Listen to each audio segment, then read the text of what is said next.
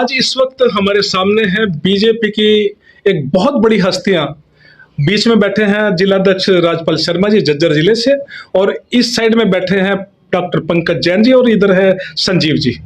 और मैं जानना चाहता हूं पंकज जी, सबसे पहले आपसे, बहादुरगढ़ के अंदर बीजेपी ने बहुत काम कराए हैं, मैं इससे मना नहीं करूंगा, लेकिन आज भी बहुत जगह पे अतिक्रमण है, बहुत जगह पे नालियां टूटी पड़ी हैं, सीवरेज की समस्या है, रोड इतने संकरे हो चुके हैं। मैं ये कहना चाहूंगा आपसे कि बीजेपी ने बहुत काम करे, लेकिन ये जो दाग है ये कब मिटेगा हमारे बहादुरगढ़ शहर से, जानना चाहता हूं आपसे। नमस्कार, मैं आज सभी शहरवासियों को स्वप्रथम तो प्रणाम करता हूं। आपने क्वेश्चन बहुत अच्छा किया। देखिए, हम अतिक्रमण की बात करें शहर में, मैं मानता हूं अतिक्रमण है, लेकिन हमारी पार्टी का एक छोटा सा सोच ये भी है कि जो ये रेहड़ी पटरी वाले हैं, देखिए इन लोगों का गुजारा जो कुछ गुजर बसर है, ये रेहड़ियाँ लगाकर छोटे छोटे व्यापार कर कर है। इनके लिए एक उचित स्थान का प्रबंध जो है हमारी पार्टी की तरफ से करने का कार्य किया जा रहा है। जब तक वो कार्य नहीं होता तब तक हम लोग चाहते हैं कि ये जो छोटे मोटे रेहड़ी वाले हैं इनको शहर में थोड़ा सा हटाने का कार्य कम किया जाए, क्योंकि इनके छोटे छोटे बच्चे हैं, इनके भी परिवार हैं। लेकिन ऐसा नहीं है कि इनको अतिक्रमण करने के लिए हमें एक छूट दी जाए।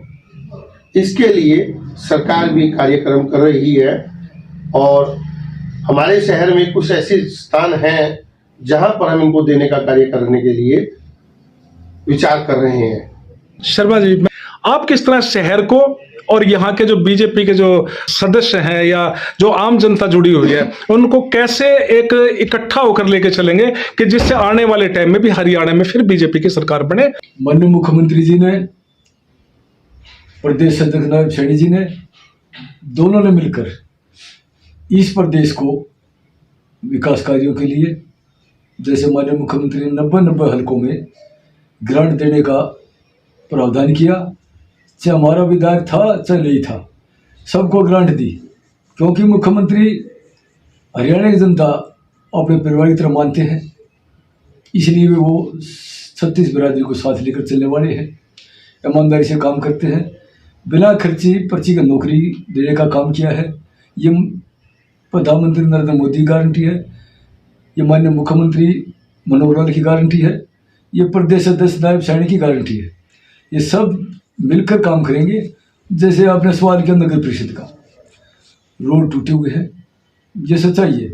माननीय मुख्यमंत्री ने 4 साल पहले ही 10 करोड़ शिव मनाव से का देने की घोषणा की, और जैसे परसों भगवान श्री राम परशुराम का रोड है उसको चालू कर दिया गया। सेक्टर 6 में 2 में 2 करोड़ 86 लाख से आज शुभारंभ किया है। 2024 में कुछ नया दिखना चाहिए, ये हम इस प्रयास में लगे हुए हैं, और नया भी दिखेगा, सड़कें भी बनेंगी, काम भी होंगे। हमने बहादुरगढ़ जनता का ध्यान रखना है, हम परिवार की तरह काम करते हैं, शहरवासी हमारे हैं। 31 से 31 वार्ड में हम विकास कार्य चाहते हैं। ये हर वार्ड के पार्षद हमारे माननीय सदस्य से, जब किसी पार्टी का हो, काम सब वार्ड में होने चाहिए। अधिकारियों को निर्देश दिया गया है वो सबसे मिलकर जनता से ठीक व्यवहार से पेश आए और शहर में अच्छे तरीके से काम करें। संजीव जी, मैं आपसे भी जानना चाहूंगा कि वक्त के अनुसार प्रदेश अध्यक्ष भी बदलते हैं। अभी पीछे ओम प्रकाश धनखड़ जी यहाँ पे प्रदेश अध्यक्ष थे, लेकिन अब हमारे नायब सैनी को ये जिम्मेवारी सौंपी गई है प्रदेश अध्यक्ष की। किस तरह देखते हैं कि नायब सैनी क्या जो ओम प्रकाश धनखड़ जी से भी कुछ आगे करके दिखाएंगे? नमस्कार, मैं बहादुरगढ़ की जनता को सबसे पहले जय श्री राम। जैसा कि आपने कहा, जो मार्केटिंग हमारी बहादुरगढ़ की नगर परिषद है, उसमें सबसे पहले दिक्कत क्या है कि पिछला जो कार्यकाल था उसमें कांग्रेस के चेयरमैन थे और उन्होंने पूरे बहादुरगढ़ में एक ऐसा लूट का जो आयाम कहीं ना कहीं एक वो किया है, तो उससे आज भी उसका जो लूट का जो कांग्रेस का लूट का जो सिस्टम है आज भी हमें देखने को मिलता है। जो आपने बताया गलियां रास्ते सारी चीजें टूटी हुई हैं, वो कहीं ना कहीं आज भी हमें देखने को मिलती है। तो माननीय प्रदेश अध्यक्ष और माननीय मुख्यमंत्री जी से इसके बारे में चर्चा करेंगे और इसके वो उनके संज्ञान में ऑलरेडी है। और कहीं ना कहीं जैसे आपने बताया कि ये भारतीय जनता पार्टी है, ये हर एक कार्यकर्ता, ये पार्टी रीति नीति से चलने वाली पार्टी है, ये किसी एक की पार्टी नहीं है। आज कल माननीय ओम प्रकाश धनखड़ जी हमारे प्रदेश अध्यक्ष थे, आज माननीय नायब सिंह सैनी जी हमारे प्रदेश अध्यक्ष हैं, कल कोई और होगा। तो ये किसी एक की पार्टी नहीं है। जैसे कांग्रेस में सिर्फ एक का ही वो चलता है कि भूपेंद्र हुड्डा या दीपेंद्र हुड्डा, यहाँ ऐसा कुछ नहीं है। यहाँ बिल्कुल आखिर पंक्ति में बैठा हुआ कार्यकर्ता भी किस पद पे किस समय पहुंच जाए कोई नहीं जानता। तो सबसे बड़ी बात यह है, हम माननीय हमारे नवनियुक्त जिला अध्यक्ष राजपाल जी के नेतृत्व में माननीय मुख्यमंत्री जी से, माननीय प्रदेश अध्यक्ष जी से मिलेंगे और इस विषय को रखेंगे और हमने रखा भी है। और इस विषय को कहीं ना कहीं बहादुरगढ़ की जनता को इसमें कहीं ना कहीं एक अच्छा रिजल्ट देने की कोशिश करेंगे कि वो अपनी तरफ से एक्शन ले, चाहे वो अधिकारी का ढुलमुल रवैया है, चाहे किसी भी जो भी कोई पार्टी का नेता उस चीज को नहीं होने दे रहा है, तो उस चीज को भी दूर करने का काम करेंगे। यही मेरा बहादुरगढ़ की जनता से आश्वासन है और इसको हम पूरा करके जल्दी ही इस काम को हम करेंगे। जयंत साहब से एक सवाल मैं और करना चाहूंगा। हरियाणा प्रदेश में भी चुनाव विधानसभा का और लोकसभा का यहाँ पे आपको देखने को मिलेगा, हम सबको देखने को मिलेगा। क्या आपकी पार्टी पूरी तरह तैयार है? क्योंकि एक युद्ध है ये भी, और इस युद्ध के अंदर जो सफलता हासिल कर लेता है वही राज करता है। क्या कहना चाहेंगे आप इस सफलता के बारे में? देखिए, अभी कहते हैं सर पे तो हमारे लोकसभा चुनाव हैं जी, और मैं धरातल की बात करूं तो हम 400 पार का आज नारा दे सकते हैं मोदी जी के नेतृत्व में। और अपने हरियाणा की बात करूं तो आज कुशल नेतृत्व के अंदर मनोहर लाल जी की सरकार, जो मनोहरी सरकार है, उनके कार्यों को देखते हुए आज हम 10 की 10 सीटें नरेंद्र मोदी जी की झोली में डालने जा रहे हैं। और जब हम बात करते हैं विधानसभा की, आज विधानसभा के अंदर जो मनोहर सरकार ने कार्य किए हैं वो मैं तो अकल्पनीय और अविश्वसनीय रहे हैं। आपने देखा होगा पूरे भारतवर्ष में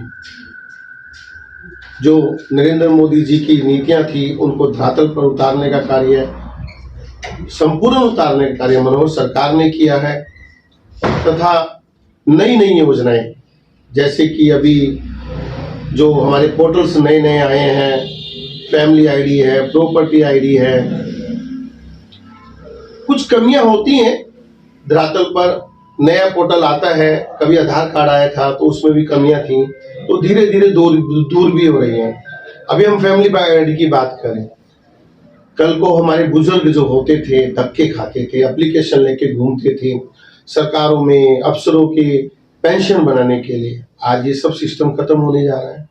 आज फैमिली आईडी में जिसकी उम्र 60 हुई, तुरंत अपने आप ही सरकार का अफसर घर पे आता है, उसकी पेंशन बनाने का कार्य करता है और पेंशन चालू हो जाती है। प्रॉपर्टी आईडी की बात करें, कल तक कोई हम प्रॉपर्टियां लेके डालते थे तो उसकी हमें रखवाली करनी पड़ती थी। आपने देखा होगा कब्जे कर लेना, बाहुबलियों का साम्राज्य कायम होना प्रॉपर्टी पे, इस तरह के कार्यक्रम प्रदेश भर में चलते थे। आज जब मनोहर सरकार ने प्रॉपर्टी आईडी का भी विकल्प तलाश के लोगों के सामने रखा है, तो आज हमें अपने प्रॉपर्टी की चौकीदारी करने का नहीं है, आज सरकार चौकीदारी कर रही है। जी, कुछ कमियां आती है नए नए पोर्टल पे, जब पब्लिक डोमेन में आता है वो दूर भी होता है। जब समाज के सामने आएगा, लोगों के सामने आएगा, कमियां पता लगेगी तो दूर भी होंगी जी, और हुई भी है। तो मैं इस सरकार के बारे में ये कहना चाहूंगा कि ये पिछली बार एक नारा दिया था हमने, 75 पार का। किसी कारणवश हम पिछली बार तो इसको अचीव नहीं कर पाए, लेकिन मैं इस पूरी पुरजोर अपने आश्वासन देता हूं कि अपने समर्थकों को, अपने कार्यकर्ताओं को, कि अब की बार 75 पार का जो नारा है हम पूर्ण करने जा रहे हैं। इस मनोहरी सरकार में पूर्ण करने जा रहे हैं और द्वारा हमारी मनोहर सरकार तीसरी बार बनने जा रही है। इसी के साथ मैं सबको नमस्कार करता हूँ। बहुत बहुत धन्यवाद जी आप सभी का। और इस वक्त कमल की पंखड़ियों के अंदर डॉक्टर पंकज जैन जी कलर इसके अंदर भरते हुए, और एक बहुत ही सुंदर सा नज़ारा यहाँ पे देखने को मिल रहा है, क्योंकि यहीं पे झज्जर जिलाध्यक्ष राजपाल शर्मा जी और युद्धवीर जी भी खड़े, और अन्य साथीगण जौन साहब, संजीव जी और बहुत यहाँ पे साथी हमारे यहाँ पे खड़े हुए।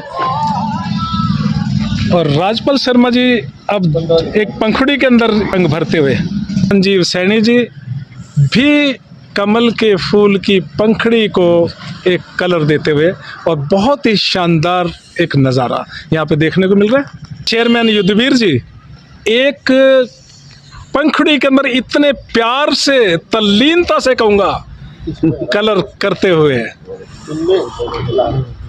कितना खूबसूरत नज़ारा यहाँ पे नज़र आ रहा है। और युद्धवीर जी देखो पित धीरे धीरे धीरे धीरे करके इन्होंने भी कमल की पंखुड़ी के अंदर रंग भरा। अमित जून जी भी इसके जो बाह्य लाइन है इसको कलर करते हुए, और एक बहुत ही प्यार से ये अपने ब्रश को चला रहे हैं और कर रहे हैं एक कलर, खूबसूरत दिखाई दे रहा है। कमल की पंखड़ी तैयार हो चुकी है, तो निचली जो उसकी पंखड़ी होती है, राजपाल जी खोए हुए हैं इस सुंदर पंखड़ी को बनाने के लिए, और ये पंकज जैन जी ने इस पंखड़ी को किया पूरा। संजीव सैनी भी छटा बिखेर रहे हैं तीसरी पंखड़ी को कलर देते हुए, और ये देखो कितना एक सदे हुए हाथ, और पंखड़ी को कलर दिया जा रहा है। युद्धवीर जी इस वक्त आखिरी टच इसको देते हुए, क्योंकि पूरा कंप्लीट ये सीन बन चुका है, और नीचे लिखा एक बार फिर से मोदी सरकार। और मैं दिखाऊं अपने दर्शकों को और ये बताना चाहूंगा कि इस वक्त बारिश का मौसम, यह दिखाना चाह रहा हूं, देखो बारिश हल्की हल्की बूंदें पड़ रही हैं, लेकिन ये बारिश भी बीजेपी के जो कार्यकर्ता हैं उनको रोक नहीं पा रही है, क्योंकि इनके दिल के अंदर है एक बार फिर से मोदी सरकार। भारत माता की जय, भारत माता की जय, वंदे मातरम, वंदे मातरम, नरेंद्र मोदी जिंदाबाद, नरेंद्र मोदी जिंदाबाद। एक बार फिर से मोदी सरकार, एक बार फिर से मोदी सरकार, एक बार फिर से मोदी सरकार, एक बार फिर से मोदी सरकार।